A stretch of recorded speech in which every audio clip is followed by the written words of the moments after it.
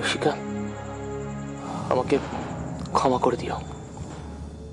আমি তোমার আর কৌরুকি দুজনের কাছেই অপরাধী। তুমি কি পাগল হয়ে গেছো উপদেশ? তুমি সিংহলের রাজা হয়ে কৌরুকের কাছে ক্ষমা ভিক্ষা করছো? দাঁড়ান রাজবতী,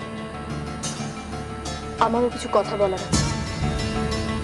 এবার তো আমাকে জানতেই হবে খনাকে ঠিক কে বিষ দিয়েছিল। একজন সামান্য দাসীর কি এমন উদ্দেশ্য থাকতে পারে যে খনাকে বিষ দেবে? এসব নিয়ে কথা বলে আর কি লাভ? না প্রধানমন্ত্রী মশাই, এখন তো আমার পক্ষে আর চুপ করে থাকা সম্ভব নয়। এবার তো আমাকে জানতেই হবে কুশা খনাকে ঠিক কি কারণে বিষ দিয়েছিল, ওর আসল উদ্দেশ্যটা কি। তুমি কি আমাকে সন্দেহ করছো? আমি খনাকে বিষ দিয়েছি? আমি তো আপনাকে দোষ দিইনি, আপনার নামও উচ্চারণ করিনি। তাহলে আপনি নিজেকে অপরাধী ভাবছেন কেন? কুশা যখন দোষ স্বীকার করতে এলো তখন তার মুখটা একেবারে বন্ধ করে দেওয়া হয়। কেন? কে করতে পারে এমন কাজ? তাছাড়া কুশা কিন্তু রাজৌদিরই দাসী ছিল। তার মানে এখন আমি দোষী হলাম? সব দোষ শুধু আমার? আমি কিন্তু কাউকে দোষারোপ করতে আসিনি রাজৌদি।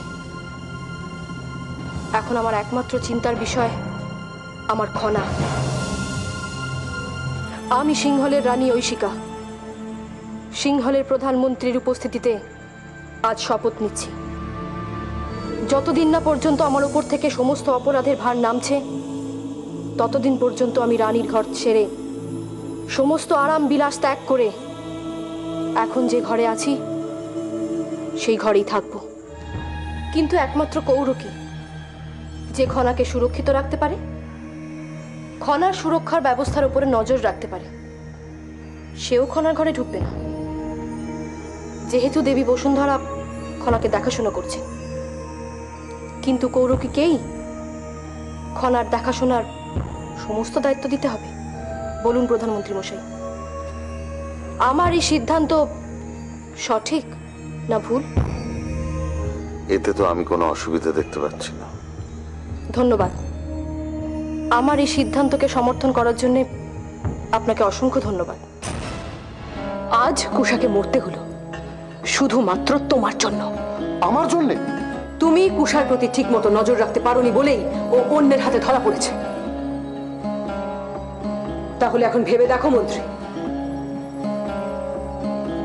তোমার কি শাস্তি হতে পারে? কি রাজৌদি? যুদ্ধের হাতির পায়ের তলায় তোমাকে পিষে মারবো। কি বেশ ভালো হবে, তাই না? রাজৌদি, আমি তো চেষ্টা করেছিলাম, কিন্তু কিছু জিনিস থাকে যেগুলো আমার হাতের বাইরে। আমি কি করব বলুন? তোমার বাঁচার শুধুমাত্র একটাই রাস্তা আছে। কি রাজৌদি? মহানামার খোঁজ নিয়ে আসা। শুধু খোঁজ নয়, তাকে সশরীরে এই রাজপ্রাসাদে নিয়ে আসা। তবেই তুমি রক্ষা পাবে। রানী এরকম ভাবে সকলের থেকে নিজেকে দূরে সরিয়ে রাখলে চলবে? এখন খনা অসুস্থ, এই অবস্থায় যে কোনো সন্তানের প্রয়োজন হয় সবচেয়ে বেশি তার মাকে। আর সেই সন্তানের মা যদি এভাবে স্বেচ্ছায় নিজেকে দূরে সরিয়ে রাখে, তবে দেখ কৌরুকি, খনার পাশে আমি থাকা যা, তুই থাকাও তাই। তোকে তো এখন আমার আর তোর দুজনেরই দায়িত্ব কর্তব্য পালন করতে হবে কৌরুকি। যা, তুই খনার কাছে যা।